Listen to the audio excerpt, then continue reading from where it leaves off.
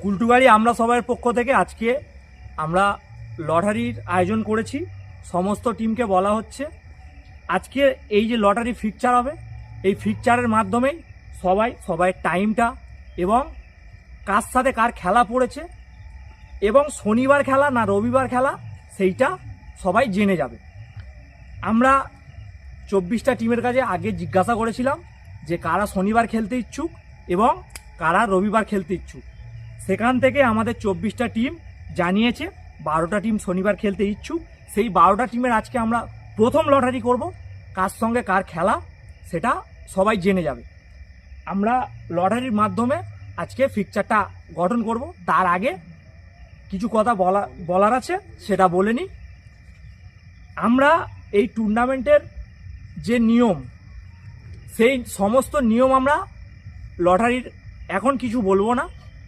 খেলাটা আমাদের 16টা টিমের অনুষ্ঠিত করা হয়েছিল চিঠিতে, কিন্তু আমাদের সেটা টিম পরবর্তীকালে অনেক বেড়ে যায়। সেই কারণে আমরা কমিটি থেকে সিদ্ধান্ত নিই টিমটা 24টা টিমের করার।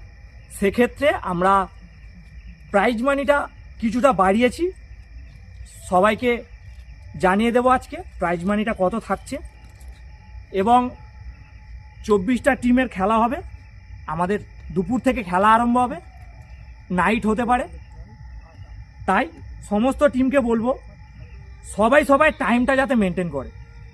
কেন সন্ধে হয়ে গেলে লাইটের ব্যবস্থা অবশ্যই আছে আমাদের কাছে, কিন্তু দিনের আলোতে খেলা এবং রাতে খেলা দুটো অনেকটা তফাৎ আছে।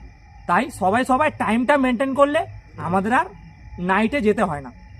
যেহেতু 24 টিমের খেলা দুদিনে, 12টা টিমকে একদিনে শুধু ডেতে খেলা করে আমাদের টুর্নামেন্টটাকে চালিয়ে নিয়ে যাওয়া সম্ভব নয়। সেই কারণে আমরা করেছি, একটু নাইটের ব্যবস্থা করেছি।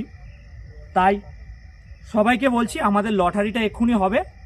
এবং লটারি করার আগে বিশেষভাবে একটা কথা জানিয়ে দিই, আমাদের টুর্নামেন্টে লাইভ হবে, কিন্তু কোনো রিভিউ সিস্টেম থাকছে না।